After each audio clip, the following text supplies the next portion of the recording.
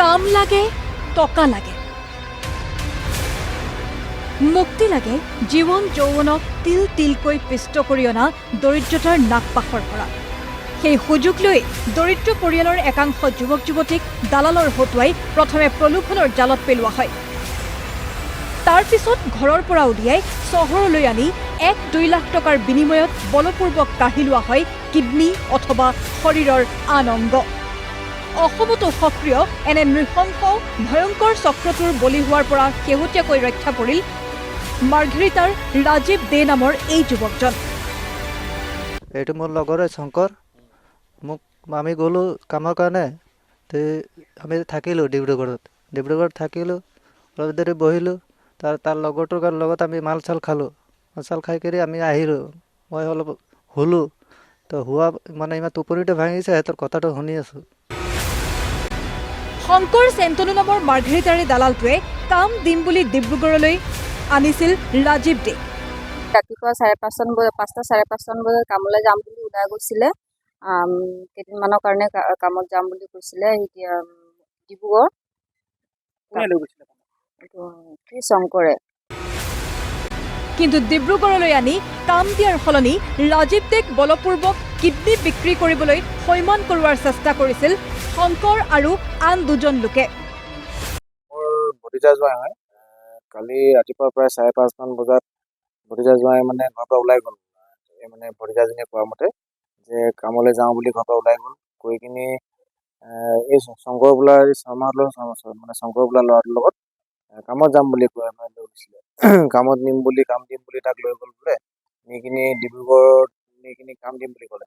নি কিনি তাত মানে সি জবৰদস্তি কৰে মানে কিডনী বিকিবৰ কাৰণে। কিডনী বিকিব জানা হাজৰা কৰে। তাৰে কেইজনমান মানে লোকেল ডিব্ৰুগড়ৰ কেইজনমানৰ লগত লৈ কিনি তাক জবৰদস্তি কৰি কিডনী বিকিবলৈ লৈ গৈছিলে।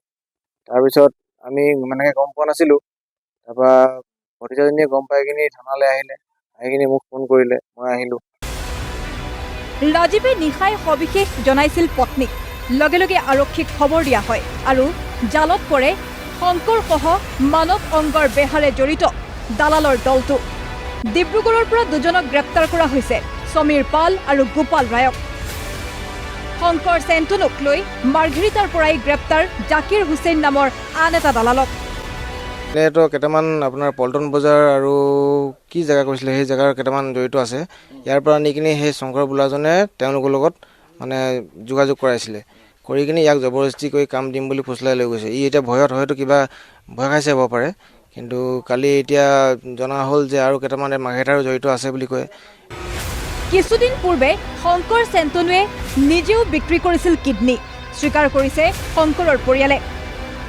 আপোনাৰ যিজন লগৰ মানুহে লৈ গৈছিলে আপোনাক ডিব্ৰুগড়লৈ কাম দিম বুলি, তেওঁৰ নামটো কি? শংকৰ। তেওঁ আগতে কিডনী বিক্ৰী কৰিছে নেকি? অঁ, ক'ত বিক্ৰী কৰিছিলে? এইটো কেলকাতা না ক'ত বিক্ৰী কৰিছে? ভাইটিয়ে মোক ক'লে মই কামত গৈছোঁ বুলি কিনি। মইতো গম নাপাওঁ কামত যাব বুলি কিনি। আৰু ইমান টকা এক মাহত যদি 1 লাখ টকা ক'ৰ পৰা আহিব? মই তাক সুধিলোঁ 1 লাখ টকা ক'ৰ পৰা আহিব এক মাহত? এক মাহততো নাপাওঁ তই। তাৰপিছত মই গাড়ী চলাই আছোঁ, মই গাড়ীটোত বেটেৰী ডাউন হ'ল। মই সোমালোঁ গাড়ীটো মালিকৰ ঘৰত সোমাই কিনি চাহ খাব আহিলোঁ। কেইটামানে কৈছে তোৰ ভাইটিক লৈ গ'ল কিডনী বিকিবৰ কাৰণে। তেতিয়া মোৰ ভাই বোৱাৰী ক'লে মোক, তেনেহ'লে তেতিয়া থানাত গ'লোঁ, কেছ দিলোঁ। এতিয়া আগতো এনেকুৱা কৰিছে, মানে নিজৰ কিডনীও বিকিছে সিহঁতি। হাই দৰিদ্ৰ জীৱন দশা, নিজৰ শৰীৰৰ ওপৰতো নাই অধিকাৰ। তিনিচুকীয়া আৰক্ষীৰ লগতে ডিব্ৰুগড় আৰক্ষীয়ে গোটেই বিষয়টো গুৰুত্ব সহকাৰে লৈ জোৰদাৰ তদন্ত আৰম্ভ কৰিছে।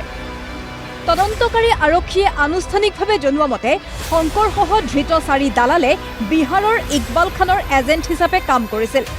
পশ্চিমবংগৰ মুকুন্দপুৰস্থিত এখন হাস্পতাল আৰু দিল্লীৰ গংগাৰামত ইকবালে কিডনী বিক্ৰী কৰে বুলি স্বীকাৰোক্তি দিছে ধৃত শংকৰহঁতে।